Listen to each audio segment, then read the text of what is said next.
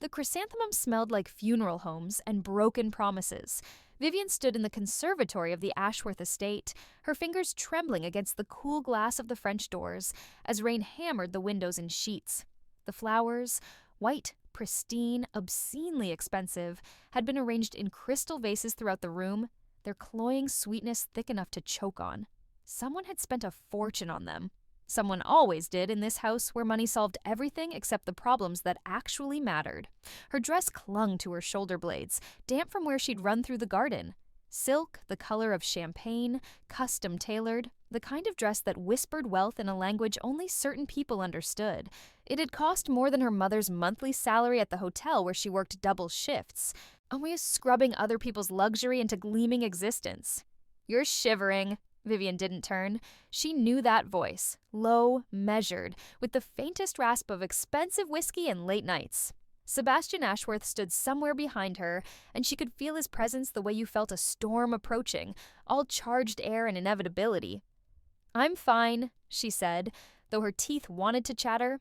The lie felt familiar in her mouth, worn smooth like a river stone. "You're soaked through."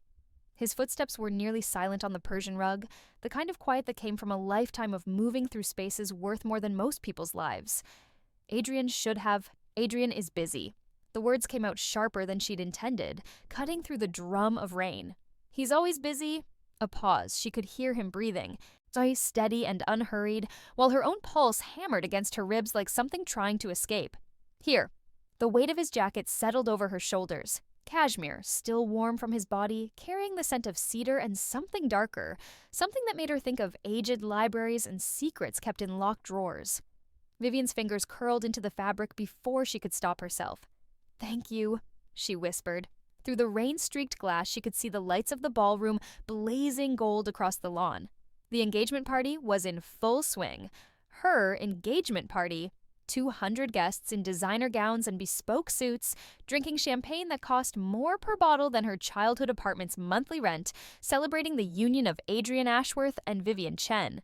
Except Adrian wasn't in the ballroom either. He was in the East Wing, in the study with the locked door with her, with Charlotte Winters, whose family's money was older than God and twice as unforgiving, whose laugh was like crystal shattering, whose hand had been on Adrian's arm all evening until they disappeared together 40 minutes ago.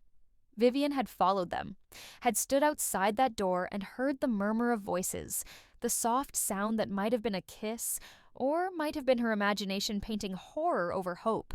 She'd stood there in her champagne silk dress with her grandmother's jade pendant cold against her sternum, stood there until she couldn't breathe, until the walls closed in, until she'd run.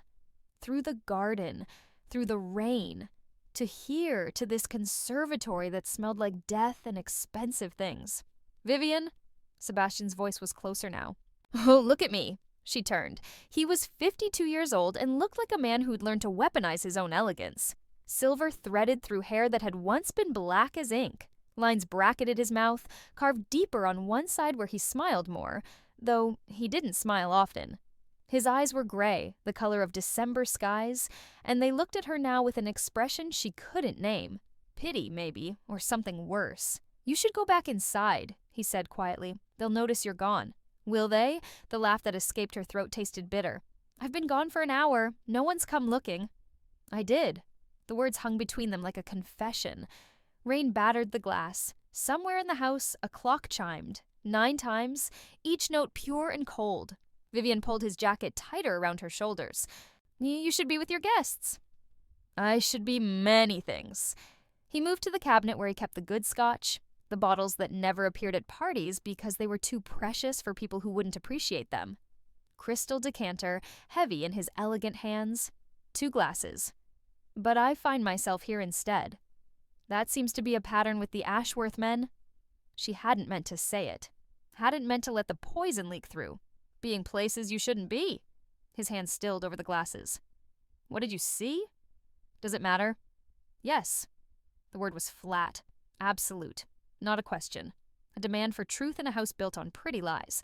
Vivian looked at him, really looked, at the way he held himself so carefully like a man made of expensive glass, at the shadows under his eyes that makeup artists had concealed for the party. at his hands, which trembled just slightly as he poured 2 fingers of scotch into each glass. Those hands had signed contracts worth billions, had built an empire from his father's crumbling legacy, had buried a wife he'd loved with a devotion that frightened people who thought love should be convenient and conditional. Those hands were shaking. "I saw my fiancé disappear into a locked room with another woman," Vivian said. "I saw him choose her. Again." The last words slipped out unbidden and her breath caught. Again. Why had she said again? This was the first time. But it wasn't. The thought hit her like a physical blow, and suddenly she was falling, the scotch glass shattering on marble as her knees buckled, and Sebastian's arms caught her, his jacket slipping from her shoulders, his voice sharp with alarm. "Vivian!" And she was remembering. Not this moment, another moment. This same room, these same chrysanthemums. But she was wearing black, not champagne. And there was no engagement party. There was a funeral. Adrian's funeral. The memory slammed through her like a freight train. Adrian in a casket, too young, too sudden. The car accident on the coast road. Charlotte sobbing into her hands, the grieving fiancé, while Vivian stood in the back row of the church because she hadn't been invited to sit with family. Because she'd been nothing. Just the girl he'd almost chosen, once. Just the mistake he'd corrected. She remembered standing in this conservatory afterward, at the wake, while guests in black picked at canapes and spoke in hushed voices about tragedy. Remembered Sebastian finding her here, just like this. With rain against the windows. "You loved him," he'd said. Not a question. "Yes," she'd whispered. "So did I." They'd stood in silence, 2 people mourning the same man for different reasons. And then Sebastian had said something that had haunted her for the next 3 years of her life. "He never deserved you." Vivian remembered leaving the wake. Remembered the hollow years that followed. She'd thrown herself into her career, built a successful gallery, dated men who didn't set her soul on fire because fire hurt and she was done burning. She'd been 32 when the diagnosis came. Pancreatic cancer. Stage 4. The kind that killed you slowly while doctors spoke in percentages and false comfort. She'd been 33 when she died. In a hospital room that smelled like disinfectant and dying flowers. With machines beeping their steady countdown to nothing. And then she'd opened her eyes to morning sunlight streaming through her childhood bedroom window, to her mother calling her down for breakfast, to a calendar on the wall that read 5 years earlier than it should have. 28 again. Whole again. Reborn. "Vivian, Vivian, breathe!" Sebastian's voice dragged her back to the present, this impossible second chance. His hands gripped her arms, steadying her, and his face was close enough that she could see the flecks of blue in his gray eyes, the white scar above his left eyebrow from a childhood fall. "I can't," her voice cracked. "I can't do this again." "Do what?" "Watch him choose her. Watch him." The words tangled in her throat. She couldn't explain. Couldn't tell him that she'd lived this night before, that she knew how it ended, that she'd stood in this same room 8 months ago, or 5 years from now, or in another life, or however time worked when you'd been given a second chance you hadn't asked for and didn't want. She'd stood here 8 months after her rebirth, after deciding that maybe this time could be different. That maybe if she just loved Adrian enough, supported him enough, was enough, he would choose her, really choose her. But he hadn't. The past 2 months had been a mirror of her first life. The same late-night phone calls with Charlotte that Adrian swore meant nothing. The same excuses. The same feeling of slowly disappearing while he looked right through her at someone else. And tonight, history was repeating itself with cruel precision. "I need to go." Vivian pulled away from Sebastian's grip. Unsteady but determined. "I need to, stay." One word, quiet as snowfall, but it stopped her. "Please," Sebastian added, and there was something raw in his voice, something that made her look at him properly for the first time all evening. He looked tired, more than tired, hollowed out, like a man who'd been pretending to be whole for so long he'd forgotten what it felt like to admit he was broken. "Why?" The question came out as a whisper. "Because I'm selfish." He turned away from her, back to the scotch, and poured himself a generous measure, drank it in one swallow, poured another. "Because my son is upstairs breaking your heart, and I can't stop him. Because you're about to walk away from this family, and I don't blame you, but..." He stopped. drew a breath that sounded like pain. "But I don't want you to go." Vivian's heart hammered against her ribs. In her first life, she'd walked out of this party, had ended her engagement quietly, privately, letting the Ashworths save face. She'd seen Sebastian only twice after that, at Adrian's funeral, and then again 6 months before she died, when he'd visited her gallery to buy a painting. He'd looked at her across the gallery floor with those December sky eyes and said, "I think about you sometimes." She'd said, "I think about you too." And that had been all. They'd stood in possibility for 30 seconds, and then he'd paid for the painting and left, and she'd gone back to her hollow life and her ticking clock diagnosis and the slow fade to nothing. But she wasn't dying now. She was 28 and healthy and standing in a conservatory that smelled like funeral flowers, while the man who would become her greatest regret looked at her like she was water and he was drowning. "What do you want from me?" Her voice barely rose above the sound of rain. Sebastian set down his glass with deliberate care. "Nothing you're not willing to give." "That's not an answer." "No." He smiled, but it didn't reach his eyes. "It isn't?" The door to the conservatory opened with a soft click. Adrian stood in the threshold, hair slightly mussed, collar askew. He was 30 years old and beautiful in the way of men who'd never questioned their own appeal, sharp-jawed, dark-eyed, with the kind of easy charm that made people forgive him things they shouldn't. "There you are," he said, looking at Vivian but not really seeing her. "Well, Mother's been asking for you. Something about the photographer wanting pictures of us cutting the cake?" Vivian studied him, looked for guilt in his expression, some sign that he knew what he'd been doing upstairs, what it meant. But there was nothing, just mild impatience that she wasn't where she was supposed to be. In her first life, she'd gone with him, had let him lead her back to the party, had smiled for the cameras and cut the cake and pretended her heart wasn't splintering in her chest. "No," she said. Adrian blinked. "What?" "I said no." The words felt foreign in her mouth. Strong. Sure. "I'm not going back to the party. Vivian, don't be dramatic. It's our engagement party. You can't just—" "I can." She looked at Sebastian, who was watching her with an expression she couldn't read. "I'm sorry." "Wait, but I can't do this." She crossed to where his jacket lay on the floor, bent to retrieve it, folded it carefully. The cashmere was soft against her fingers, still carrying his warmth. She handed it to him, and their fingers brushed. Just for a second, just enough to feel the current that jumped between them. "Thank you," she said quietly, "for coming to find me." Then she walked past Adrian, who was sputtering something about explanations and their guests and what people would think, and out into the hallway. Her heels clicked on marble. Rain still pounded the windows.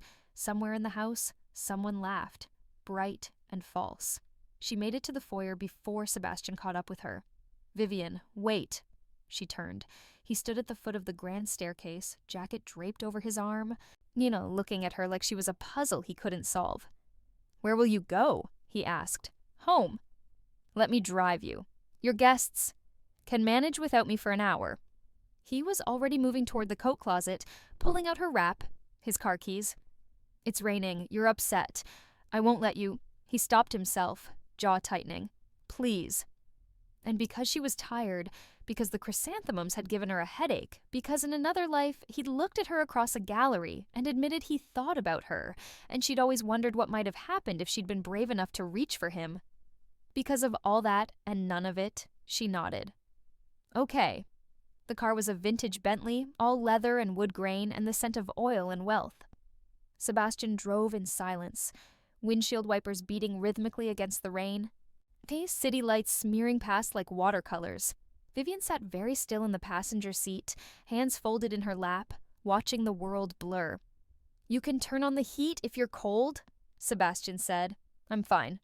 Another mile of silence. Then, "You're not going to ask me what he was doing?" "I know what he was doing." "Do you?" Vivian turned to look at him. His profile was sharp in the dashboard's glow. All elegant lines and careful control. "Aren't you going to defend him? He's your son." "He's my son," Sebastian agreed. "That doesn't make him less of a fool." The words hung in the air between them, dangerous and true. "You knew," Vivian said slowly, "about Charlotte." "I suspected." His hands tightened on the steering wheel. "Adrian has always wanted what he couldn't have. When he could have it, it stopped being interesting." "That's a terrible way to live." Yes. Sebastian glanced at her, just for a second. It is. They drove through the financial district, past buildings that scraped the sky, past windows full of people working late, burning themselves out for corporations that would replace them without blinking. Vivian's apartment was in the arts district, in a renovated warehouse she'd fallen in love with the moment she'd seen it. High ceilings, exposed brick, enormous windows that filled the space with light. In her first life, she'd lost it when the medical bills started piling up, had moved into a smaller place, then a smaller one, then finally back to her mother's apartment for the last months. Dying was expensive. Living was expensive. Everything cost more than you had. But she wasn't dying now. She had money in the bank, a good job at a prestigious gallery, a life ahead of her that stretched out vast and unmarked, full of possibility. She just didn't have Adrian. And standing in the rain-soaked conservatory, watching him choose Charlotte again, she'd realized she didn't want him. The revelation should have hurt more. Sebastian pulled up in front of her building, killed the engine. Rain drummed on the roof. Neither of them moved. "I should apologize," he said finally, "for Adrian, for all of this. It's not your fault your son's in love with someone else. Isn't it?" His laugh was bitter. "I raised him, made him believe the world existed to serve him. Never taught him the value of—" He stopped, shook his head. "I'm sorry. You don't need to hear this." "Maybe I do." Vivian turned to face him fully. "Oh, you're the only person tonight who's been honest with me." "I haven't been honest." "No." "No." Sebastian's eyes met hers, and there was something fierce in them, something that made her breath catch. "If I were honest, I'd tell you that I thought you were too good for him from the moment we met. That watching him take you for granted these past months has been," his jaw clenched, "difficult. The air in the car felt too thick to breathe. Sebastian, I'd tell you that when you walked into my house wearing that champagne dress, you looked so beautiful it hurt." The words came faster now, like a dam breaking. "I'd tell you that I've been trying not to notice you for months, trying to be a good father, trying not to want my son's fiancé. I'd tell you that I'm 52 years old and I have no business feeling this way about someone young enough to be my daughter. Except you're not my daughter, you're... Sebastian?" Vivian reached out, pressed her hand to his chest, felt his heart hammering under her palm. "Breathe." He did. Once.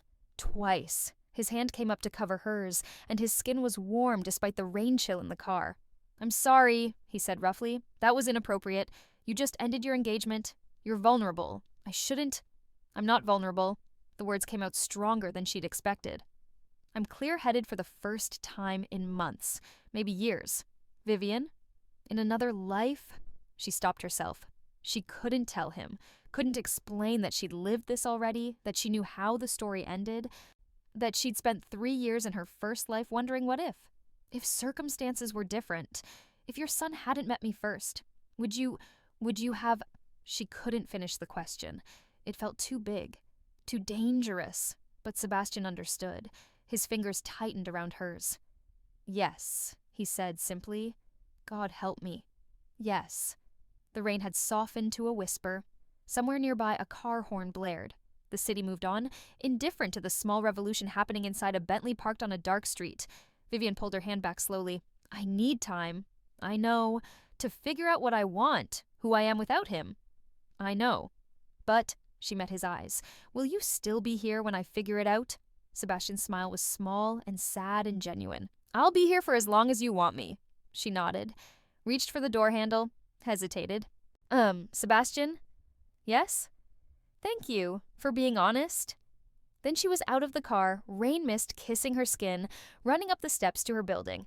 She didn't look back, didn't watch him drive away, just keyed in her code and took the elevator up to the 3rd floor and let herself into her apartment. It was dark, quiet, hers. Vivian stood in the entryway, dripping on hardwood, and started to laugh.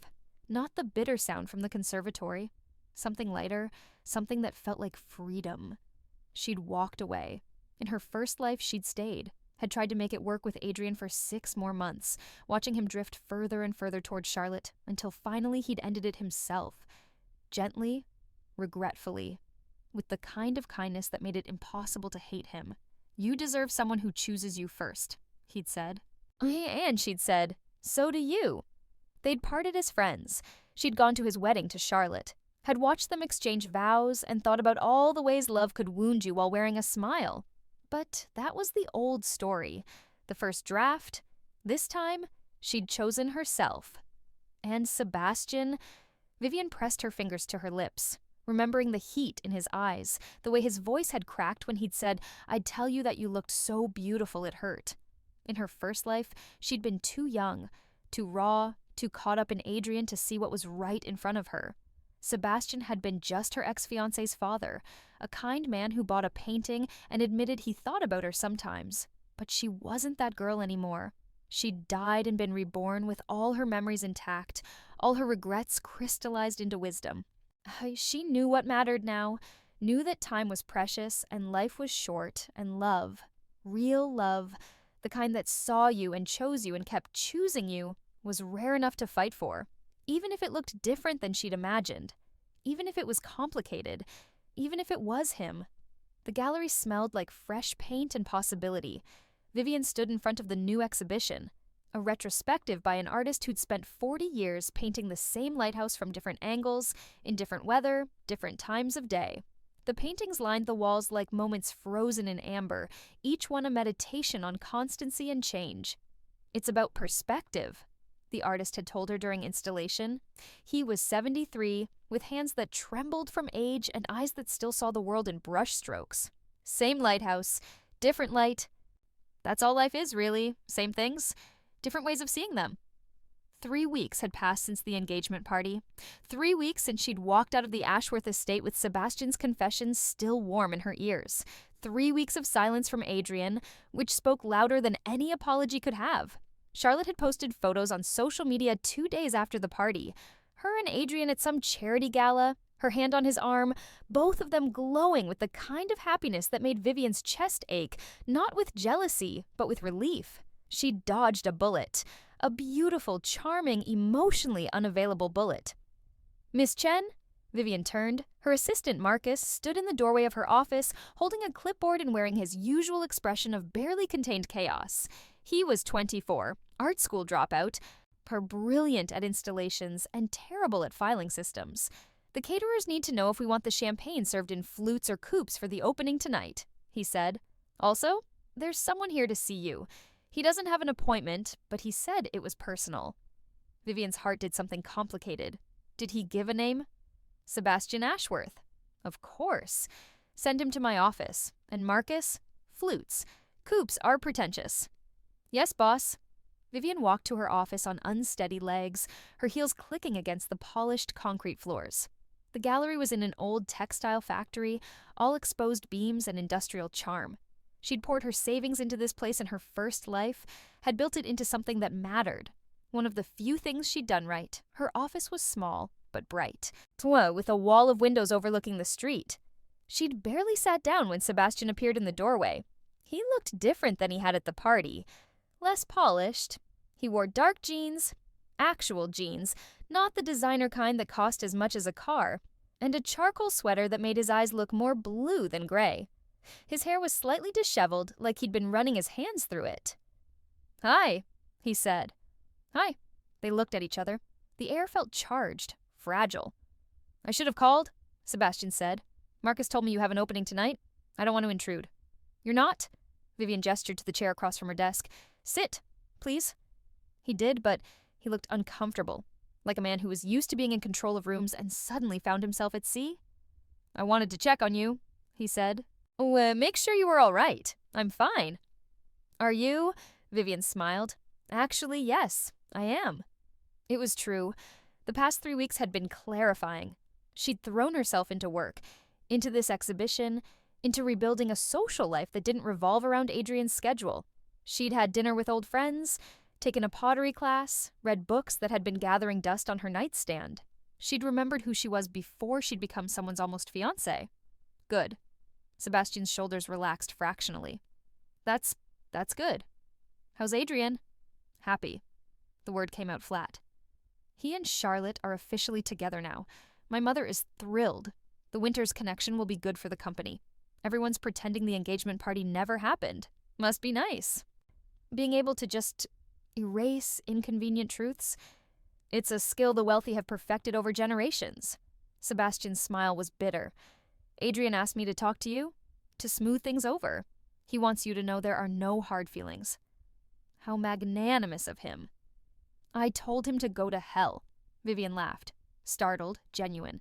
You didn't. I absolutely did. Sebastian leaned forward, elbows on his knees. Vivian, I didn't come here to talk about Adrian. I came because... He paused, seemed to gather himself. I came because I haven't been able to stop thinking about you. The confession hung in the air between them. I know it's too soon, he continued. I know you need time. I'm not here to pressure you or make this more complicated. I just needed you to know that what I said in the car that night, I meant it. Every word. Vivian's hands were shaking. She pressed them flat against her desk. Sebastian, you don't have to say anything. I needed to tell you. And if you want me to go, if you want me to stay away, I will. But if there's any chance, any possibility that you might feel the same way, then I need you to know that I'm here, that I'll wait. He stood, and for a moment Vivian thought he was going to leave. Just like that. Drop a bomb and walk away. But she'd died once already, had lived an entire life filled with almosts and what-ifs. She was done with regrets. Don't go! Sebastian froze. Vivian stood, came around the desk. They were close now, close enough that she could see the pulse jumping in his throat, could smell his cologne mixed with something uniquely him. I've been thinking about you too, she said quietly. More than I should, more than makes sense. Vivian, let me finish. She took a breath. This is complicated. You're Adrian's father. People will talk. They'll say terrible things. They'll assume the worst about both of us. I know. And I don't care. The words surprised her even as she said them. I've spent too much of my life caring what other people think, trying to be the right kind of person, make the right kind of choices, and you know what? It got me nowhere. Just alone, dying, she caught herself. Living. Alone and living a half-life. Sebastian's eyes searched her face. What are you saying? I'm saying I want to try, whatever this is. I want to see where it goes. You're sure? I've never been more sure of anything. His hand came up to cup her face, thumb brushing her cheekbone with devastating gentleness. What? You're extraordinary, you know that? I'm really not. You walked away from my family's money and influence to work in this gallery.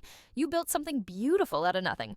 You stood in my conservatory, soaking wet and broken, and still managed to have more dignity than anyone else in that house. His voice dropped. You're extraordinary, Vivian Chen, and I'm a lucky bastard that you're giving me a chance. Then he kissed her. It wasn't like kissing Adrian. Adrian's kisses had been smooth, practiced, perfect in their execution, but somehow empty. This was different. This was Sebastian's hand threading through her hair, his other arm wrapping around her waist like he was afraid she might disappear. This was heat and hunger and something that felt like coming home. Vivian kissed him back, rising on her toes, to her hands fisting in his sweater. She could feel his heart hammering against her chest, could hear the small sound he made when she bit his lower lip, could taste the coffee he'd drunk and the mint of his toothpaste, and underneath it all, something that was just him. When they finally broke apart, both breathing hard, Sebastian pressed his forehead to hers. I should go, he said. You have an opening tonight. Stay. Vivian, please, you can see the exhibition, meet the artist, drink overpriced champagne, and pretend to understand abstract expressionism. I understand abstract expressionism perfectly well, thank you. But he was smiling, and his arms hadn't loosened around her waist. Then stay and explain it to me. You're the gallery owner? Exactly. I'm supposed to be enigmatic about these things. Sebastian laughed. A real laugh. Warm and surprised. And kissed her again. Softer this time. Sweeter. All right, he said against her lips. I'll stay. The opening was a success. Vivian moved through the crowd in a black dress that hugged her curves and made her feel powerful, introducing collectors to the artist, fielding questions about provenance and pricing, watching people fall in love with paintings of the same lighthouse rendered in 50 different moods. And through it all, she was aware of Sebastian. He'd positioned himself near the back of the gallery, champagne flute in hand, studying the paintings with genuine interest. He didn't approach her, didn't make a scene, just existed in the same space, and that was enough. Several times their eyes met across the room. Each time Vivian felt that electric current, that sense of recognition that went deeper than logic. "Who's the silver fox?" Marcus appeared at her elbow, waggling his eyebrows suggestively. "Please tell me he's single and interested, because, honey, if you don't want him—" "He's complicated," Vivian said. "The hot ones always are." Marcus sighed dramatically. "Story of my life."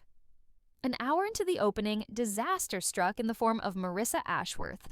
Adrian's mother swept into the gallery like a force of nature. Designer suit, perfect hair, smile that could freeze blood. Vivian saw her enter and felt her stomach drop. "Vivian, darling," Marissa's voice carried across the gallery. "What a charming little space you have here." Charming, little. Every word a knife disguised as a compliment. "Mrs. Ashworth?" Vivian forced a smile. "This is unexpected." "Is it?" "I do try to support the arts." Marissa's eyes swept the gallery, landed on Sebastian, narrowed fractionally. "I see my husband is here as well. How delightful. A family outing." The temperature in the room seemed to drop 10 degrees. "If you'll excuse me," Vivian said tightly, "I need to— Actually, I was hoping we could chat. Privately."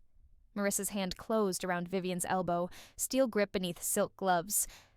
"Just a quick word, woman to woman." She steered Vivian toward the small office, and Vivian let herself be steered because making a scene would be worse. Behind them, she could see Sebastian starting to move, his expression dark, but Marissa waved him off with her free hand. The office door closed with a soft click. "Let's not waste time with pleasantries," Marissa said, dropping the smile. "I know my son is an idiot. I know he treated you abominably, and I know you're far too good for him, which is precisely why I'd hoped you'd marry him anyway. You could have been an excellent influence." Vivian blinked. "I'm sorry, what?" "Charlotte Winters is a disaster. Pretty, connected, utterly vapid.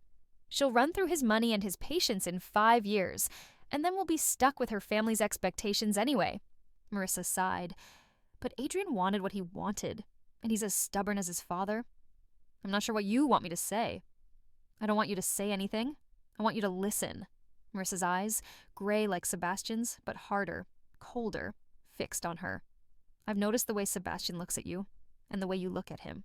Vivian's heart stopped. "I'm not blind," Marissa continued, "and I'm not stupid. You're a beautiful woman. Sebastian's been alone since Helena died. It's natural that he might develop feelings." "Mrs. Ashworth—" "Let me finish?" The words cracked like a whip. "Sebastian is worth approximately $3 billion. He controls one of the largest architectural firms in the country.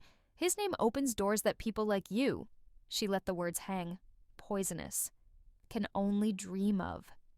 "People like me," Vivian repeated flatly. "Ambitious, intelligent, beautiful enough to make powerful men forget themselves." Marissa smiled, and it was like watching a snake bare its fangs. "I'm not judging, dear. I was you once. I married Sebastian's father for his money and spent 40 years making him think it was his idea." The admission hung in the air, ugly and true. "But Sebastian isn't like his father," Marissa went on. "He loved Helena, truly loved her. That kind of devotion is rare, and it makes men vulnerable. They don't think clearly. They make poor decisions." "What are you saying?"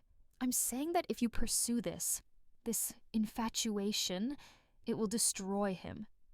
Marissa's voice was flat, matter-of-fact. "Society will crucify you both. You'll be the gold digger who seduced her ex-fiancé's father. He'll be the pathetic older man who stole his son's cast-off. Adrian will never forgive him. The company will suffer. And in 5 years, when the scandal has died down and you've gotten bored with playing house with a man old enough to be your father, Sebastian will be left with nothing but regrets." Vivian felt like she'd been slapped. "You don't know me." "Don't I?" Marissa tilted her head. "Prove me wrong then. Walk away. If you care about Sebastian at all, leave him alone. Let him heal properly. Let him find someone appropriate. Someone you approve of. Someone who won't destroy him." The office felt too small, airless. Vivian's hands were clenched so tight her nails cut crescents into her palms. "Thank you for your concern," she said with careful precision. "But my relationship with Sebastian is none of your business. Everything involving my family is my business." "I'm not part of your family." "Exactly my point." Marissa moved toward the door, paused with her hand on the knob. "Think about what I've said. You seem like a clever girl. I'm sure you'll make the right choice." Then she was gone, leaving Vivian alone in the office that smelled like paint and possibility, but now felt tainted, small.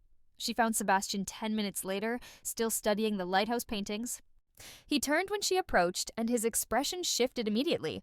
"What did she say to you?" "It doesn't matter." "Vivian, she's right." The words tasted like ash. "About all of it. The scandal, the damage to your reputation, Adrian hating you. I wasn't thinking clearly." Sebastian's jaw tightened.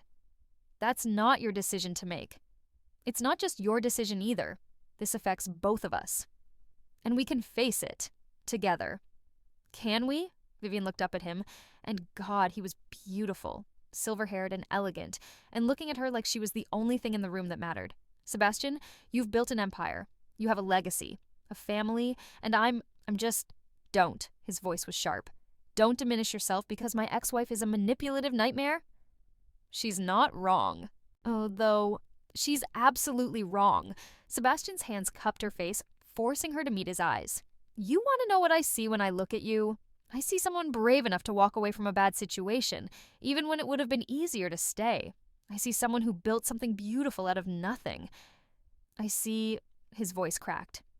"I see the woman I want to spend the rest of my life with. And I don't give a damn what my ex-wife or my son or society thinks about it." Vivian's breath caught. "Sebastian, I love you." The words fell between them like stones into still water. "I know it's too soon. I know we've only just started this. But I've spent the last 3 weeks trying to talk myself out of it, and I can't. I love you, Vivian Chen, and if you'll have me, scandal and all, I'm yours." In her first life? No one had ever said those words to her with such raw honesty. Adrian had said he loved her, but it had always felt conditional, like something he'd return if she didn't meet the terms of service. This was different. This was Sebastian standing in her gallery, surrounded by people who would absolutely gossip about this moment, declaring himself with the kind of reckless certainty that people weren't supposed to have at 52. Vivian thought about her first life, about dying alone in a hospital bed, about all the safe choices that had led nowhere, about the painting he'd bought from her, and the way he'd admitted he thought about her sometimes. She thought about the girl she'd been, careful, scared, always trying to make everyone else happy. And she thought about the woman she'd become, reborn, reckless, done with regrets. "I love you too," she said. Sebastian's smile was like sunrise. He pulled her into his arms, right there in the middle of her gallery opening, and kissed her while champagne glasses clinked and people whispered, and Marcus made a sound like a kettle boiling over. And Vivian kissed him back, pouring everything into it, all her fear and hope and the strange, precious knowledge that she'd been given a second chance, and this time she was choosing joy over safety, love over propriety, him over everything else. When they finally broke apart, breathless and grinning like idiots, the entire gallery was staring. "Well," Vivian said, "I guess we're doing this." "I guess we are. Your ex-wife is going to kill us both." "Probably." Sebastian's eyes were bright with laughter. "Worth it, though." "Yeah." Vivian laced her fingers through his, and feeling the rightness of it settle in her bones. "Yeah, it really is." The scandal broke 3 days later. Billionaire architect Sebastian Ashworth, 52, spotted with son's ex-fiancée Vivian Chen, 28. The photo was damning. The two of them leaving her gallery together, his hand on the small of her back, her looking up at him with an expression that was unmistakably adoration. Some enterprising photographer had sold it to the tabloids, and now it was everywhere. Social media erupted. Think pieces proliferated.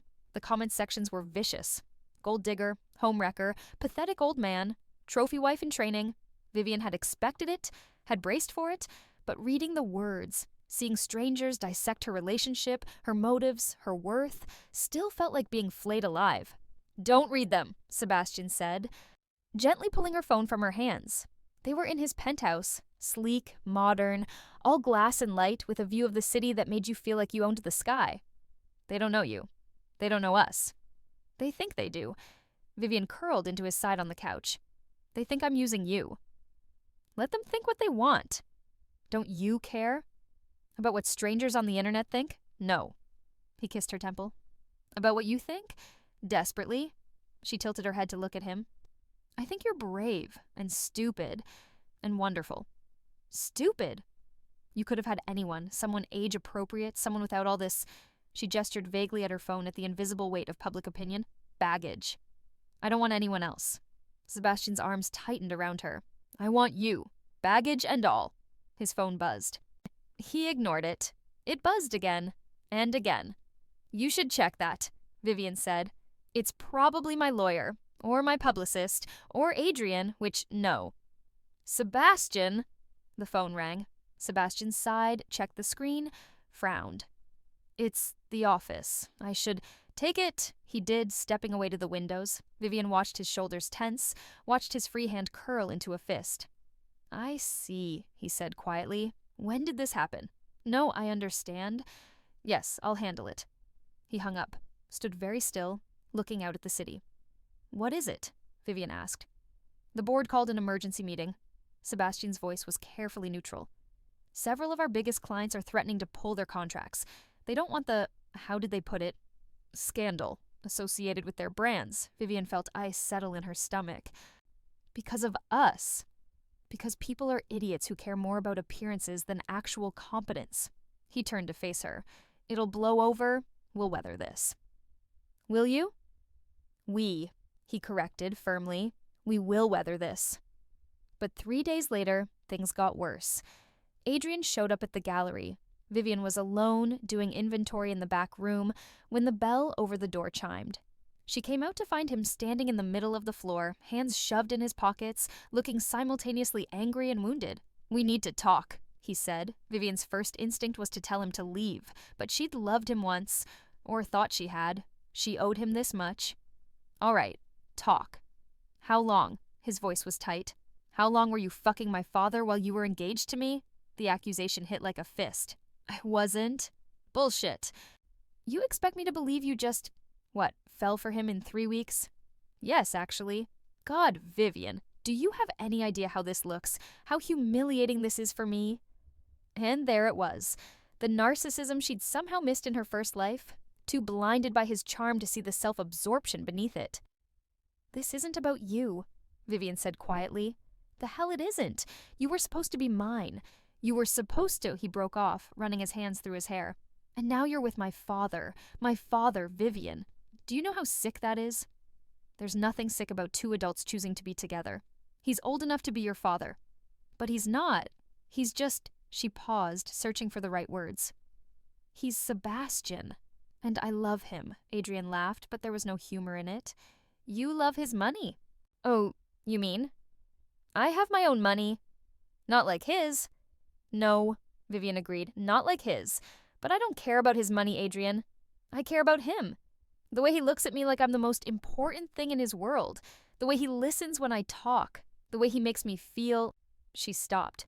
The way he makes me feel seen. I saw you. No, you looked at me and saw what you wanted me to be. There's a difference. Adrian's jaw clenched. He's going to hurt you. Maybe, but that's my risk to take. The board is pressuring him to step down. Did he tell you that? If he doesn't end this, they'll force him out of his own company. Vivian's breath caught. He didn't mention it. Of course he didn't, because he's trying to protect you, but he's bleeding out professionally, Vivian. And it's your fault. The words landed like blows. Vivian forced herself to breathe. If you came here to make me feel guilty, I came here to give you an out. Adrian pulled an envelope from his jacket. A check. $2 million? Walk away from him. Disappear. Start over somewhere else. Vivian stared at the envelope like it was a snake. You can't be serious. I'm completely serious. Take the money, leave my father alone. Let him salvage what's left of his reputation. Does Sebastian know you're doing this? He'd kill me if he knew. But someone has to protect him from himself. Or protect yourself from the embarrassment of your father being happy with your ex-fiancé. Adrian flinched. That's not... It is. Vivian took a step forward. You can't stand that I chose him over you, that I picked the better man. The better man? He's 52 years old, Vivian. In 20 years? He'll be 72 and you'll be 48. Have you thought about that? About being a nurse to an old man instead of building a life with someone your own age? Have you thought about the fact that I might actually love him? That this isn't about age or money or revenge? That I found someone who loves me the way I deserve to be loved, and I'm not going to walk away from that because it makes you uncomfortable? Adrian's face had gone red. You're making a mistake. Maybe, but it's my mistake to make. Fine. He threw the envelope on the nearest desk. When this all falls apart, and it will, don't come crying to me. I wouldn't dream of it. He left. The bell over the door chimed his exit. Vivian stood very still, staring at the envelope. $2 million worth of temptation and terror. Because Adrian was right about one thing. Sebastian was bleeding out professionally. And it was because of her. She went to his office that evening. The Ashworth Group occupied 3 floors of a glass tower downtown. Vivian had been here before, in her first life, for company parties and charity events. But walking through the marble lobby now felt different. Heavier. The receptionist recognized her. Of course she did. The photos were everywhere, and her smile was brittle. Mr. Ashworth is in a meeting, but I can let him know you're here. Thank you. Vivian waited in the lobby, surrounded by architectural magazines and potted ferns, watching employees hurry past with carefully averted eyes. She could feel their judgment, their curiosity, their whispered speculation. 20 minutes later, Sebastian emerged from the elevator. He looked tired, more tired than she'd ever seen him. But when he saw her, his expression softened. "This is a surprise," he said, crossing to her. "Good surprise," he added quickly. "Always a good surprise." "Can we talk privately?" His office was on the top floor, all windows and clean lines. Models of his buildings dotted the space. Museums, concert halls, libraries. Beautiful things he'd created. Legacies in glass and steel. "Adrian came to see me," Vivian said once the door was closed. Sebastian's expression shuddered. "Did he?" "He offered me $2 million to leave you alone." "He what?" "He said the board is pressuring you to step down, that the scandal is costing you clients." Vivian met his eyes. "Is it true?" A muscle jumped in Sebastian's jaw. "It's being handled." "That's not an answer." "Yes," he said finally.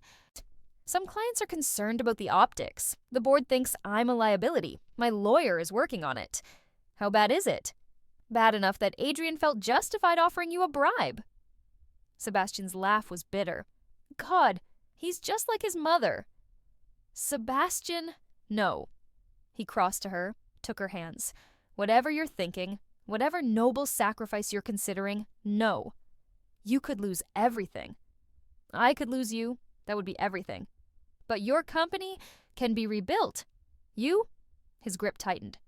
"You're irreplaceable." Vivian felt tears prick her eyes. "I don't want to be the reason you lose what you've built." "Then don't be. Stay. Fight with me." Sebastian pulled her into his arms, and she went, pressing her face against his chest, feeling his heartbeat steady and sure. "We can survive this, Vivian." "Oh, but only if we're together." "I'm scared." "So am I." His lips brushed her hair. "But I'm more scared of losing you." They stood like that for a long time, holding each other while the city blazed beyond the windows. The board meeting happened 2 days later. Vivian wasn't supposed to know about it. Sebastian had tried to keep it from her, but Marcus had seen it on some business news site and immediately texted her. She paced her apartment, phone clutched in her hand, waiting. When Sebastian finally called, she picked up on the first ring. "How bad?" "I still have my job." He sounded exhausted. "Barely. I gave them an ultimatum. Either they support me, scandal and all, or I walk and take my patents and designs with me." "Sebastian, it worked. Mostly. I'm on probation. Any more bad press, and I'm out." Vivian closed her eyes. I'm sorry. Don't be. I made my choice. I'd make it again." "Even if it costs you everything?" "You are everything." The words should have felt romantic. Instead, they felt like too much pressure, too much responsibility. "I need to think," Vivian said quietly. Silence. Then, "All right. I'm not ending this. I just need space to figure out how to make this work without destroying your life." "Vivian, please, give me a few days." Another pause. "Okay, I'll be here when you're ready." After she hung up, Vivian sat on her couch and cried. Big, ugly sobs that shook her whole body. Because she loved him. God help her. She loved him more than she'd ever loved Adrian. More than she'd thought she could love anyone. But loving someone meant protecting them. Even if it meant protecting them from yourself. Vivian dreamed of her death. Not every night, but often enough that she'd started to dread sleep. She'd be back in the hospital bed, machines beeping their monotonous countdown, pain radiating through her like she was being consumed from the inside out. In the dreams, Sebastian was there. Not the Sebastian from her first life, the one who'd bought a painting and admitted he thought about her. This Sebastian sat beside her bed, holding her hand, gray eyes full of anguish. "Don't leave me," he'd say. "Please don't leave me." And she'd want to tell him she wasn't leaving. She was being taken, but her voice wouldn't work and the machines would start screaming and she'd wake up gasping, sweat-soaked, heart hammering. It had been a week since she'd asked Sebastian for space. A week of throwing herself into work, of avoiding her phone, out of trying to figure out how to love someone without ruining them. The gallery had become her refuge. She arrived early, stayed late, lost herself in cataloging and curation. If she worked hard enough, she could almost forget that she was 28 years old with the memories of a 33-year-old woman, that she'd been given a second chance and was somehow still managing to fuck it up. "You look like hell," Marcus said, appearing in her office with coffee and concern. "Good morning to you too?" "I'm serious, boss. When was the last time you slept? Ate something that wasn't granola bars in spite?" "Yesterday, probably." Marcus set the coffee on her desk, dragged a chair over, sat down with the kind of determination that meant he wasn't leaving. "Talk to me." "There's nothing to talk about." "Bullshit. You've been moping around here for a week, looking like someone killed your dog.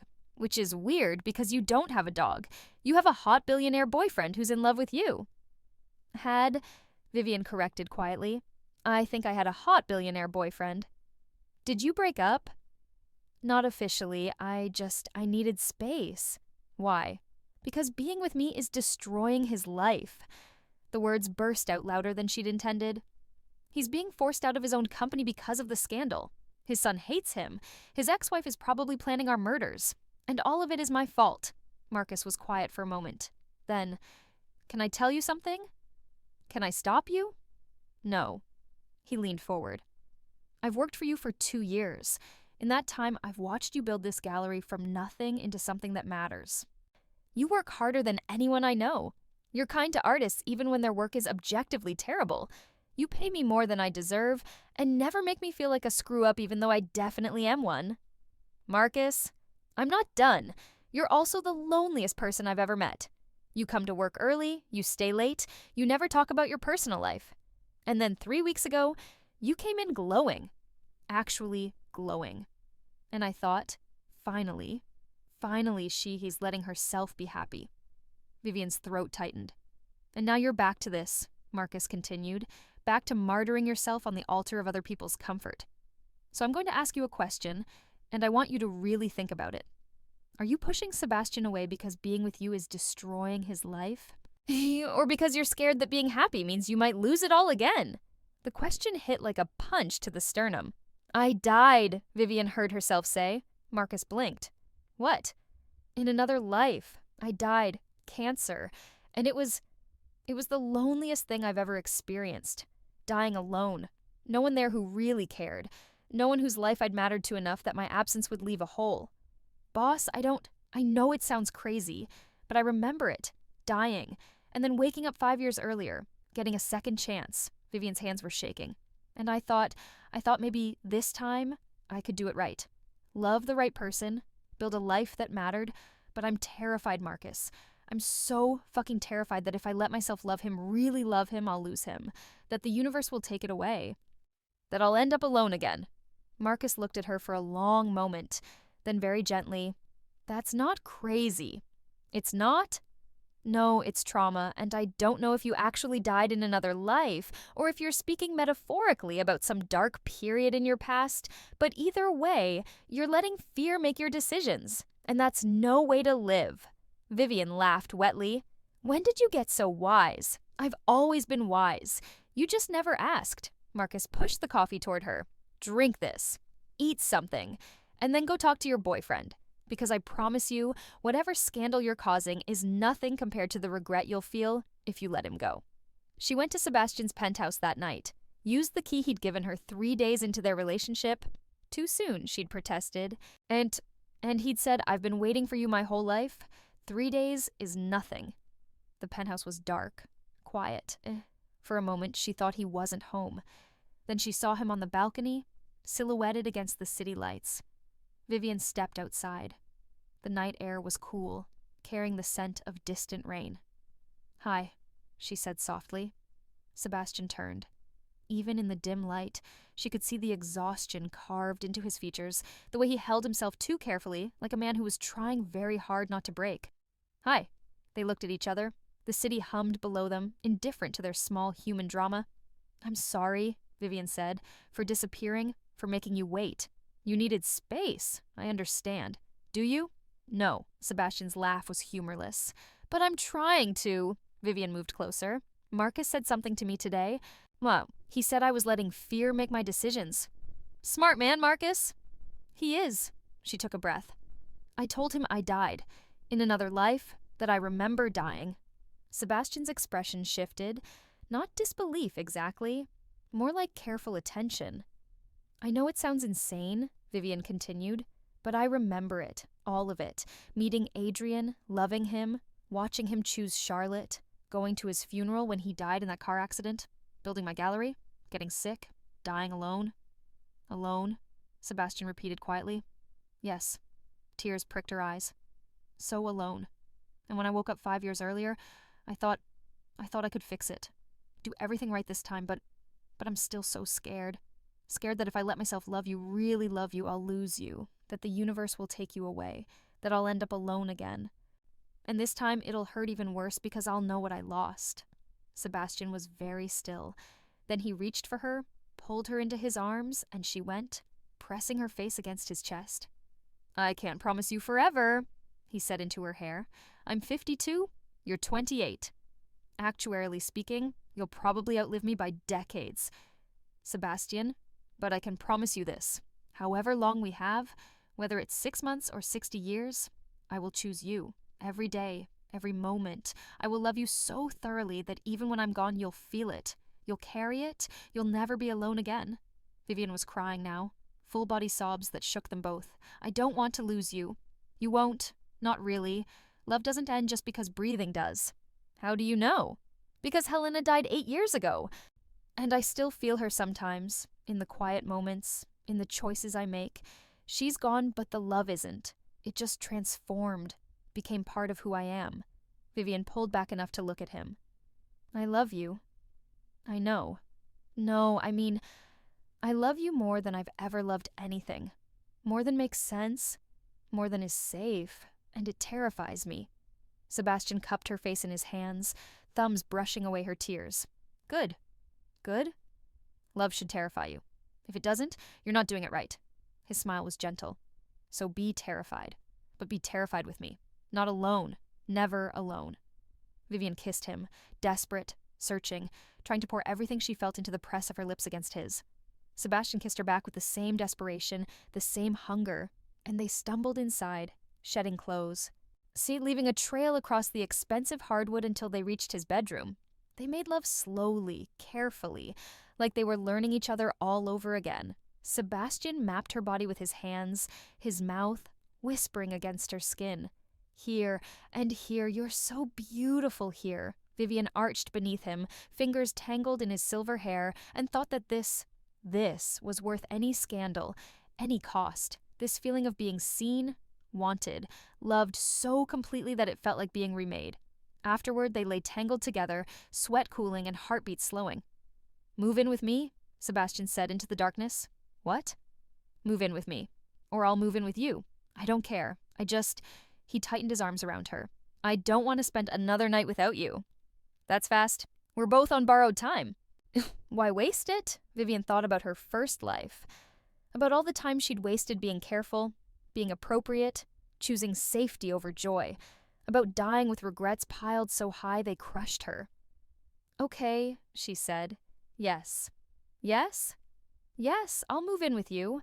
She turned in his arms to face him. "But I'm keeping my apartment, as a backup, in case you get sick of me." "Never gonna happen." "You don't know that." "I absolutely do." Sebastian kissed her forehead. "You're stuck with me, Vivian Chen. Might as well accept it." And lying there in his arms, in his bed, in his life, Vivian felt something shift. The fear didn't disappear. It would probably never fully disappear, but it loosened its grip enough that she could breathe around it. She'd been given a second chance. This time, she was going to use it. Moving in together turned out to be more complicated than just transferring her clothes and toiletries. Marissa Ashworth showed up at the penthouse 2 days after Vivian started unpacking boxes. Sebastian was at the office, handling the fallout from the board meeting. Vivian was alone, surrounded by half-unpacked books, when the doorman called up. "Mrs. Ashworth is here to see you." Of course she was. Vivian buzzed her up because refusing would only delay the inevitable. She met Marissa at the door, still wearing Sebastian's old Columbia t-shirt and paint-stained jeans. "How domestic," Marissa said, sweeping past her into the penthouse. She wore Chanel and disapproval in equal measure. "I see you've made yourself at home." "I live here now." "So I've heard." Marissa's eyes scanned the space, the boxes, the evidence of Vivian's presence slowly seeping into Sebastian's carefully curated life. "How convenient. If you've come to insult me again, you can save us both time and leave." "I've come to make you an offer."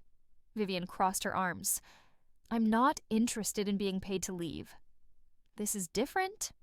Marissa settled onto the couch like she owned it, which Vivian supposed she once had. "I've been doing some research on you, your gallery, your background. And you're drowning in debt." Marissa's smile was sharp. "Your gallery is hemorrhaging money. You took out a business loan 2 years ago that you're struggling to repay. Your mother's medical bills from her hip surgery last year nearly bankrupted you. You're 3 months behind on rent for your apartment."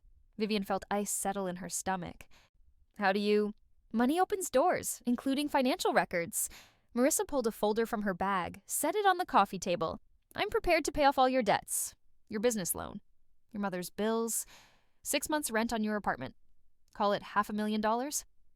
In exchange for, leave Sebastian. Quietly. No drama, no tell-all interviews. Just disappear." Vivian laughed, sharp, bitter. "You really think I'm that easily bought? Everyone has a price. Not me." "No?" Marissa tilted her head. "Let me paint you a picture of your future, dear. You stay with Sebastian. The scandal continues. More clients leave. The board forces him out. He tries to start over, but he's too proud to accept help, too used to being in control. He builds something smaller, less important. And every day, he looks at you and wonders if you were worth it. He would never say it, but he'd think it. In 10 years, when he's 62 and you're 38 and you've spent a decade watching him diminish from what he was, you'll both wonder if it was worth it." The words hit like physical blows. Vivian forced herself to stay standing. "Or," Marissa continued, "you can take this money, solve your problems, let Sebastian heal, find someone age-appropriate, and in a few years, when the scandal has faded, you'll both realize you did the right thing." "The right thing for who?" "For everyone." Vivian looked at the folder on the table. $500,000. Enough to save her gallery, save her mother from stress, give herself breathing room. All she had to do was walk away from the best thing that had ever happened to her. No, she said. "Excuse me?" "I said no. To your money. To your manipulation. To all of it." Marissa's expression hardened. "You're making a mistake?" "Maybe. But it's my mistake. And I'd rather make it loving Sebastian than spend the rest of my life wondering what if." "Noble. Stupid, but noble." Marissa stood, smoothed her skirt. "When this falls apart, and it will, don't expect sympathy from me." "I wouldn't dream of it." After Marissa left, Vivian stood in the living room for a long time, looking at the folder on the coffee table. Finally, she picked it up, walked to the kitchen, and fed it page by page into the trash. Then she called her mother. "Hi, Mama." "Vivian, I was just thinking about you. How is everything?" "Good. Actually, I need to talk to you about something." Vivian took a breath. "I'm dating someone. It's serious. And I want you to meet him." "Oh, that's wonderful. What's his name?" "Sebastian Ashworth." A pause. "The billionaire? The one on the news?" "Yes." Another pause. Longer this time. "Vivian, that man is— I know what people are saying, but Mama, he's good. He makes me happy, and I love him." Silence. Then quietly, "Are you safe?" The question surprised her. "What? Are you safe? Is he kind to you? Does he treat you well?" Vivian felt tears prick her eyes. "Yes, he treats me like I'm precious." "Then I don't care what anyone says." Her mother's voice was fierce. "You bring him to dinner, I'll make my dumplings, and if he's good enough for my daughter, he's good enough for me." "Really?" "Really. Though I do have one condition. What's that? He has to help make the dumplings. If he's going to be part of this family, no, he needs to know how to fold them properly. Vivian laughed, genuine, surprised, full of love. I'll tell him. After they hung up, she texted Sebastian, "My mother wants to meet you and teach you to make dumplings." His response came immediately. When? This weekend? I'll clear my schedule. Followed by, I love you. Vivian typed back, I love you too, even when you fold dumplings wrong. I'm excellent at folding dumplings. You've never made a dumpling in your life. Minor detail. The dinner happened on Saturday. Vivian's mother lived in a small apartment in Queens, the same place she'd raised Vivian after her father died. It smelled like ginger and sesame oil, and the walls were covered in photos. Vivian at every age, documentation of a life built from love and hard work. Sebastian arrived with flowers and wine and the kind of nervous energy Vivian had never seen in him before. You're sure this is okay? He asked for the third time in the car. I don't want to make her uncomfortable. You're making dumplings with my mother. If you survive that, you can survive anything. Her mother opened the door wearing an apron and a smile. You must be Sebastian, she said in accented English. Come in, you're too thin. Vivian, why don't you feed him? Mama. I feed myself regularly, Mrs. Chen, Sebastian said, and Vivian could hear the smile in his voice. But I've heard your dumplings are legendary. Legendary. Listen to him. Vivian, I like this one. The evening that followed was one of the best of Vivian's life. Both lives, actually. They made dumplings together in the tiny kitchen, or her mother correcting Sebastian's folding technique with gentle precision, Sebastian listening with the same serious attention he probably gave to architectural plans. Vivian took photos on her phone, Sebastian covered in flour, her mother laughing at his attempts to pleat the wrappers. The three of them crowded around the small table eating steamed dumplings and arguing about whether ginger or garlic was more important. Both, her mother declared. You need both. That's the secret to everything. Balance. Later, while Sebastian was washing dishes, insisted on it despite her mother's protests, Vivian's mother pulled her aside.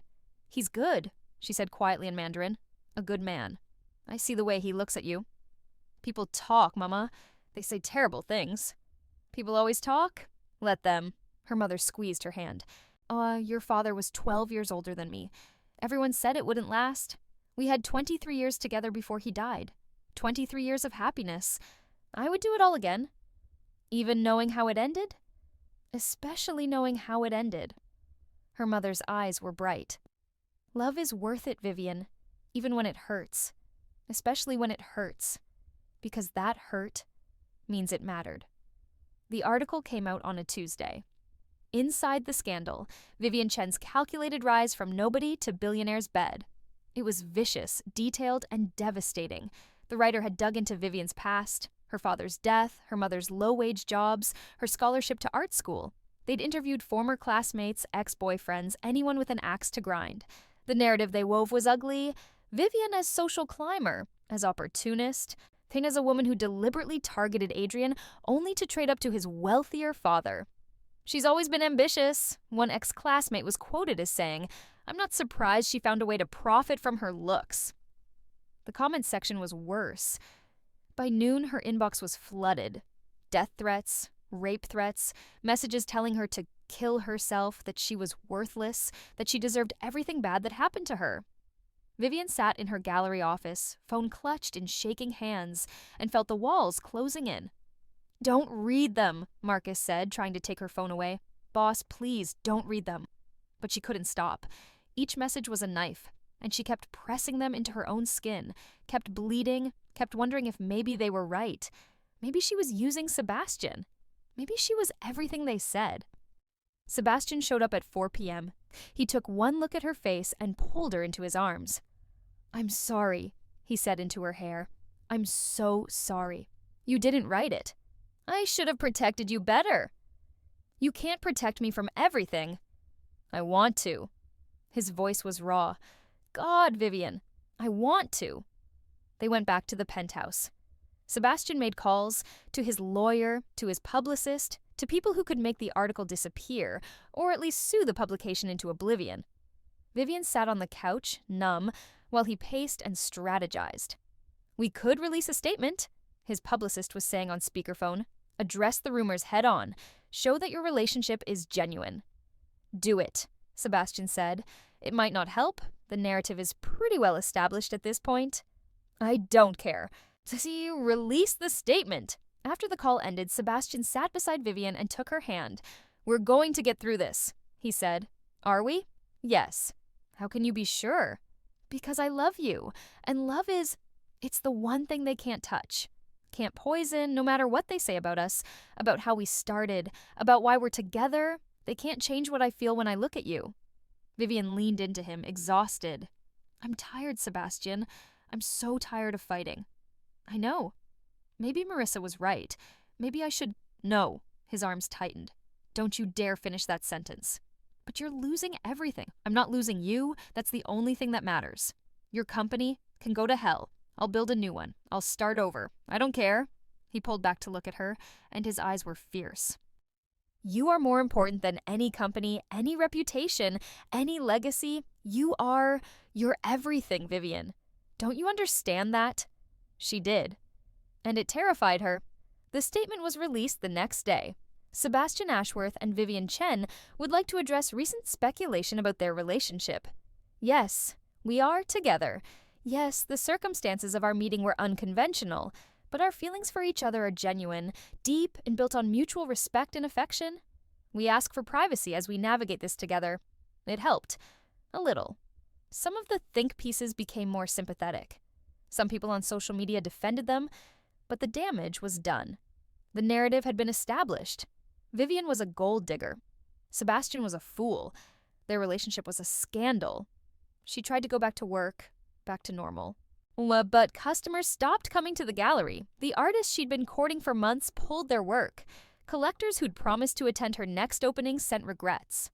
Marcus found her crying in her office a week later. It's dying, she said. The gallery, everything I built, it's all dying because of me.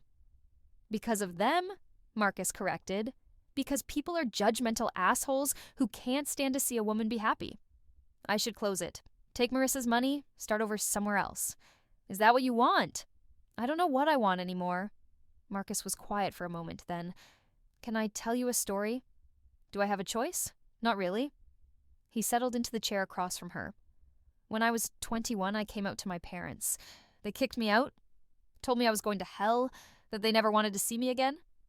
And for a while I thought, maybe they're right.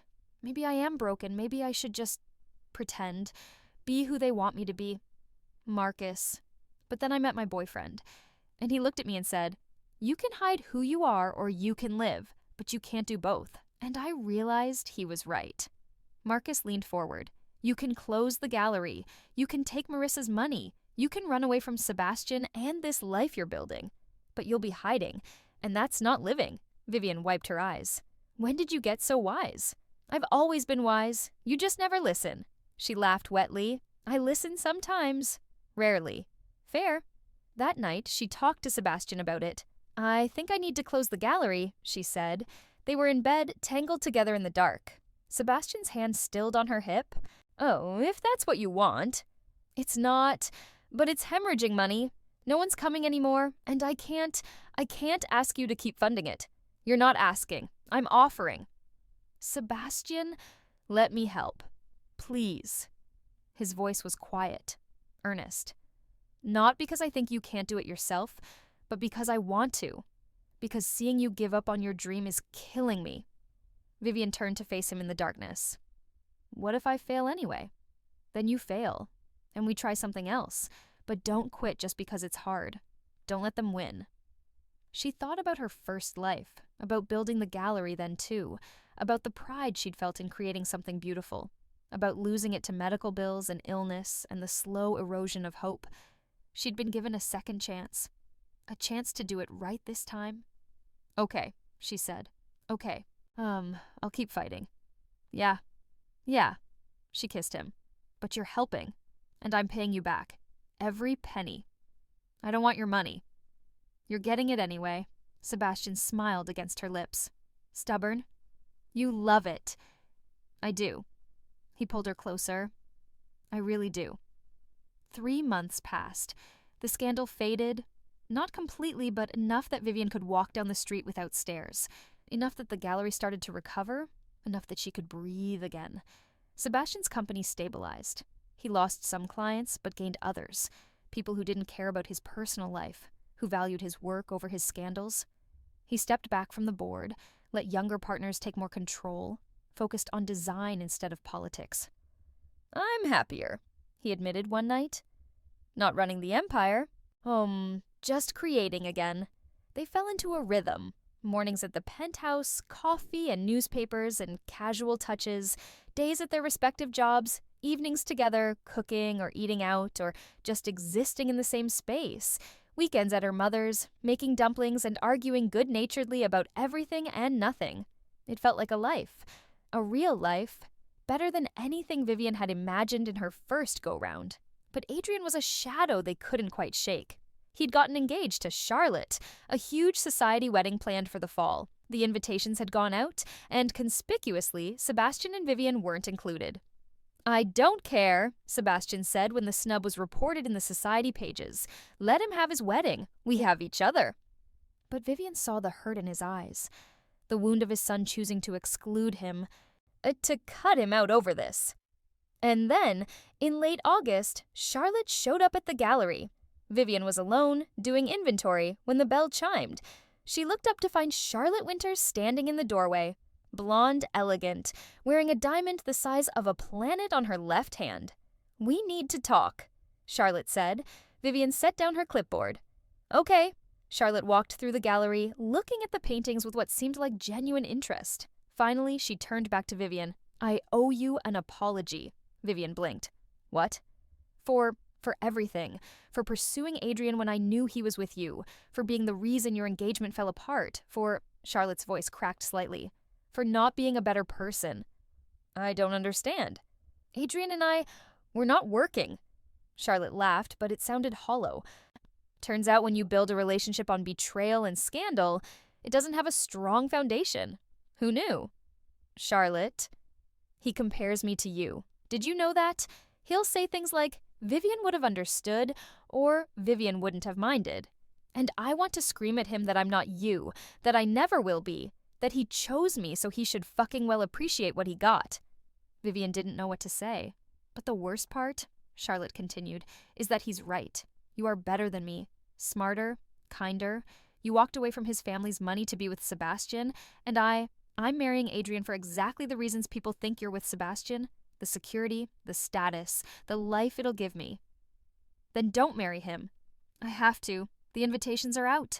My family has spent a fortune. And," Charlotte's eyes were bright with unshed tears, "and I'm pregnant." The admission hung in the air. "Does Adrian know?" Vivian asked gently.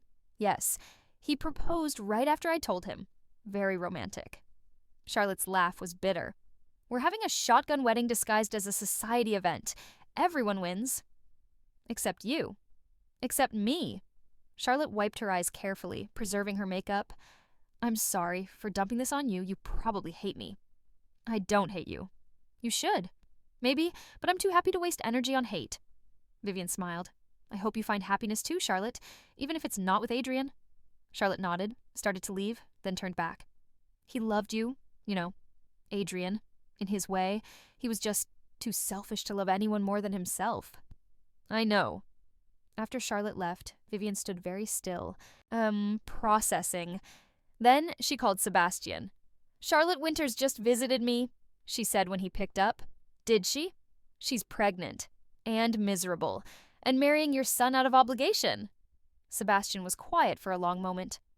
"Poor kid." "Which one, Charlotte or the baby?" "Both." She could hear him moving, papers rustling. "Are you all right?"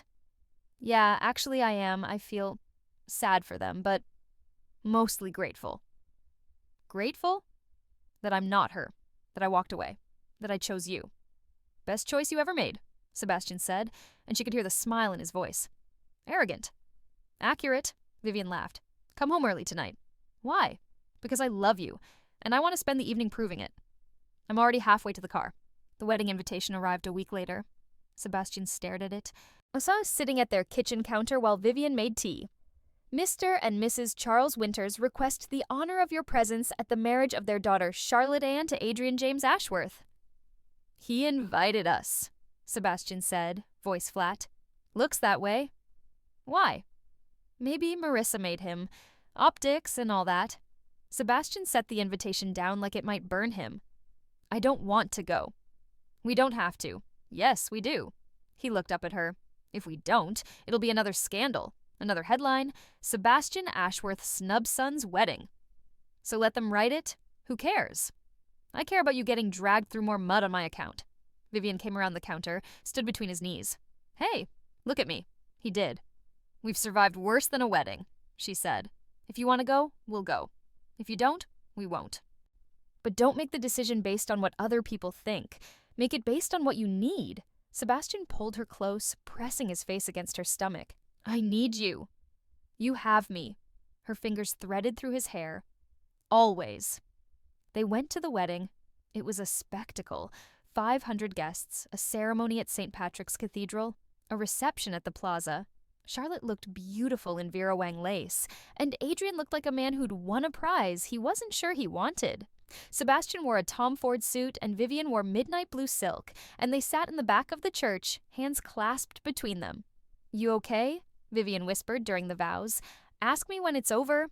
The reception was worse. They were seated at a table far from the head table, with people who clearly didn't want to acknowledge them.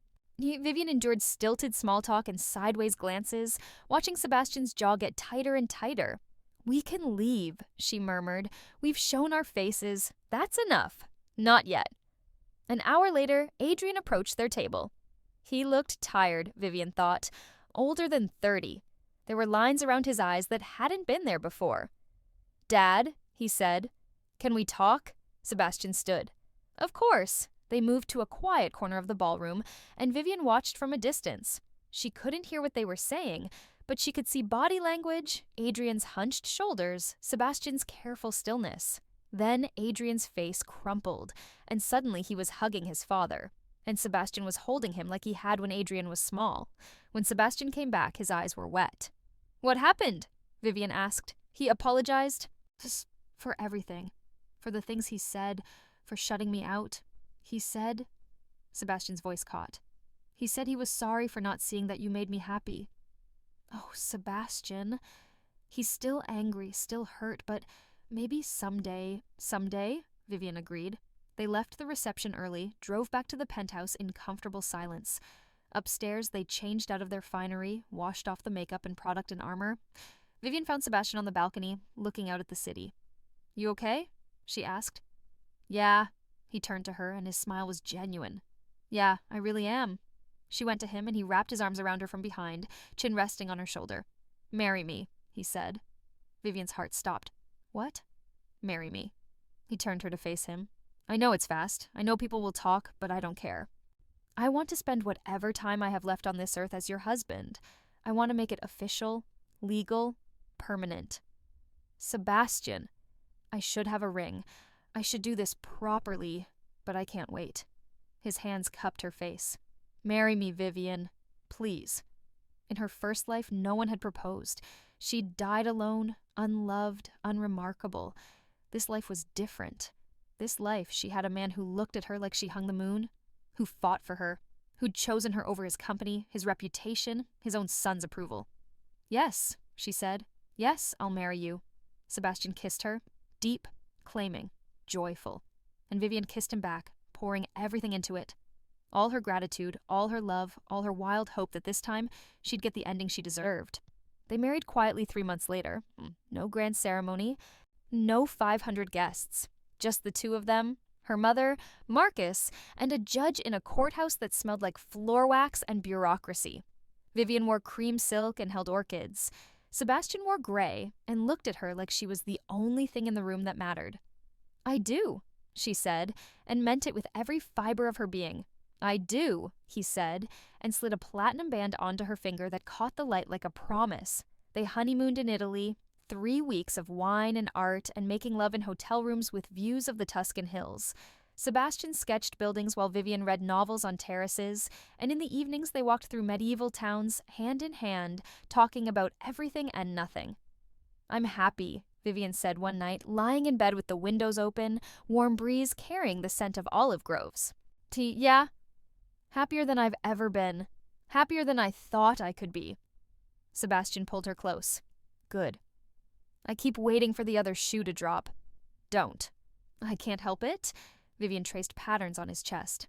In my first life, the one I told you about, I died at 33, which means I have 5 years left, if time works the same way. Time doesn't work the same way. You changed it when you chose differently. You don't know that? I do. He tilted her chin up. Because you're here, with me, building a different life. That has to count for something. And if it doesn't, then we'll face it together. His voice was firm. But I refuse to spend our time together worrying about how it ends. I'd rather focus on how we're living it. Vivian nodded, pressing her face against his chest, listening to his heartbeat. Steady. Sure. I love you, she whispered. I love you too. So much it scares me sometimes. Yeah? Yeah. He kissed her hair. But I'd rather be scared and happy with you than safe and alone without you. They came back to New York in December, just as snow started to fall. The gallery was thriving. Her fall exhibition had been a success, and she'd signed 3 new artists. Sebastian's firm had won a major contract to design a new museum in Chicago. Her mother had started dating her Tai Chi instructor and was glowing with it. Life was good. Life was almost too good. Vivian kept waiting for the universe to correct the balance, kept checking her body for signs of illness, kept half expecting disaster. You're doing it again, Sebastian said one morning, watching her stare at her reflection in the bathroom mirror. What? Waiting for everything to fall apart. I'm not. You are. I can see it. He came up behind her, arms wrapping around her waist. Talk to me. I'm 30 now. In my first life, I got sick when I was 30. The diagnosis came 3 months after my 30th birthday. And I'm terrified. Every day. That it's going to happen again. That I'm going to lose this. Lose you. Lose everything I've built. Sebastian turned her to face him. If you get sick, and that's if, Vivian, not when, we'll fight it. Together. Better doctors, better treatment. Money to afford whatever you need. Money didn't save me last time. No, but you were alone last time. This time, you're not. Vivian wanted to believe him. God, she wanted to believe him so badly. I need to tell you something, she said. Oh, okay. The night of our engagement party, when I ran to the conservatory and you found me, I remembered everything. My whole first life. It came back all at once. I know, she blinked. You know? You said again. When you were talking about Adrian choosing Charlotte, you said I can't watch him choose her again. Sebastian's thumb brushed her cheekbone. I knew something had happened. Something inexplicable. And you just accepted it? I accepted you, the inexplicable parts included. Vivian laughed wetly. I don't deserve you. That's where you're wrong. He kissed her forehead. You deserve everything good this world has to offer, and I intend to spend the rest of my life making sure you get it. 3 months passed. 4 months. 6. Vivian stayed healthy. No strange symptoms. No fatigue that wouldn't shake. No pain that couldn't be explained. Just life. Normal, beautiful, sometimes boring life. Maybe I'm free, she said to Sebastian one night. They were in bed, reading. Him with architectural journals, her with a novel about a woman who lived backward through time. Free? From my first life's trajectory. Maybe changing everything changed. Everything? Maybe. He set down his journal. Or maybe you were never meant to die at 33. Maybe that was just one possible path, and you found a different one. Do you really believe that? I believe in you. In us. In the life we're building. He pulled her into his arms. I believe that every day we have together is a gift, whether it's 5 years or 50. And I refuse to waste a single one of them living in fear. Vivian pressed her face against his chest, breathing him in. How did I get so lucky?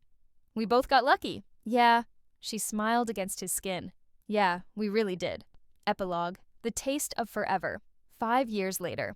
The lighthouse stood against the morning sky, exactly as the artist had painted it 40 years ago.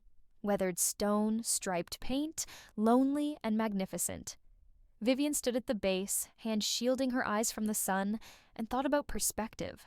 About how the same thing could look different depending on when you looked at it. how you looked at it, who you were when you were doing the looking. It's smaller than I expected, Sebastian said, coming up beside her. He'd gone silver white now, at 57, and Vivian loved it. Loved the way he looked like a man comfortable in his own skin, his own years. Everything is, Vivian said. Up close. They'd come to the coast for their anniversary, 5 years married, 6 years together. The gallery was closing for a week. Marcus had threatened mutiny if she didn't take a proper vacation. And Sebastian had handed off his current projects to partners who were more than capable. They'd rented a cottage by the water, spent their days walking beaches and their nights making love to the sound of waves. Vivian was 33 years old and healthy, and she'd finally stopped waiting for the other shoe to drop. "Can I tell you something?" she asked. "Always. I used to think about my death constantly, every day for the first 2 years after I was reborn. I'd wake up and count. 31 years, 2 months, 16 days until I die. 31 years, 2 months, 15 days. Like a countdown clock I couldn't turn off. And now? Now I don't." She turned to look at him. "Now I think about what we're having for dinner, about the new exhibition, about whether we should get a dog, about life. Just normal, beautiful, boring life." Sebastian smiled. "Good. I think I'm free, Sebastian. Really free. Whatever happened in my first life, it's not happening this time because I made different choices, because I chose you. Because you chose yourself," he corrected. "You walked away from a bad situation, built something beautiful, fought for your own happiness. I'm just lucky enough to be part of it." Vivian kissed him, there at the base of the lighthouse with seabirds crying overhead and salt spray in the air. When they broke apart, she said, "I'm thinking about writing it down. My story, the rebirth. The second chance, all of it. Yeah, not to publish, just to remember, to have a record of how I got here. I think that's a good idea." Sebastian took her hand, threaded their fingers together. "Though you should know, whatever you write, I'm going to insist you include the part where I made a complete fool of myself trying to fold dumplings. That's definitely going in. Peak character development. I've gotten much better at dumpling folding." "You really haven't." He laughed and Vivian laughed with him, and they started walking back to the cottage, hand in hand, leaving footprints in the sand that the tide would erase, but that felt permanent anyway. Because that was the thing about second chances, about love, about lives well lived. The details might fade. The exact words, the precise moments. The way the light hit on a particular Tuesday in October. But the shape of it remained. The imprint, the feeling. Vivian had died once, alone, afraid, full of regrets. But she'd been reborn, not just in the literal sense of waking up 5 years earlier with all her memories intact, but in the sense of becoming someone new, someone braver, someone who'd learned that sometimes the greatest risk is the one that leads to the greatest reward. She'd chosen Sebastian over safety, love over fear, a complicated, scandal-ridden age gap romance over the easy path, and in return, she'd gotten everything she'd ever wanted. A man who looked at her like she was magic, a life built on art and passion and genuine connection, a mother who was happy and healthy and folding dumplings with her son-in-law every Sunday, a gallery that meant something, not just to her but to the artists she championed, a future that stretched out vast and unmarked, full of possibility. In her first life, she'd lived 33 years and died without making a mark. In this life, she was 33 and just getting started. And if the universe decided to give her 30 more years, or 50, or just 5, it didn't matter because she'd learned the secret. It wasn't about the quantity of time. It was about what you did with it, who you spent it with, how you chose to show up every single day for the life you were building. Vivian had been given a second chance, and she'd used it. Not perfectly, not without mistakes or regrets or moments of paralyzing fear, but honestly, bravely, with her whole heart. And in the end, that was enough. More than enough. It was everything. And coda. That evening, Vivian sat at the cottage's small desk while Sebastian made dinner and started writing. The chrysanthemums smelled like funeral homes and broken promises. And as she wrote, she realized she wasn't just recording the past. She was creating it, shaping it, giving it meaning. Her story, their story, was one of second chances and impossible choices and love that defied logic. It was about a woman who died and came back, who got to relive her life with all her memories intact, who made different choices and built a different future. But more than that, it was about courage, the courage to walk away from what was familiar, the courage to reach for what seemed impossible, the courage to love fiercely, even when loving meant risking everything. Vivian wrote late into the night, fingers flying over the keyboard, and Sebastian let her. Nia brought her tea and kissed the top of her head and left her to the work of making sense of a life that had been lived twice, 2 different ways. When she finally finished, dawn was breaking over the ocean. She saved the document, closed her laptop, and went to find her husband. He was asleep in their bed, hair silver against white pillows, face relaxed in sleep. Vivian slid in beside him, and he stirred, pulling her close without waking. This, she thought. This moment. This man. This life. This was what she'd been reborn for. And it was more than worth it. It was everything.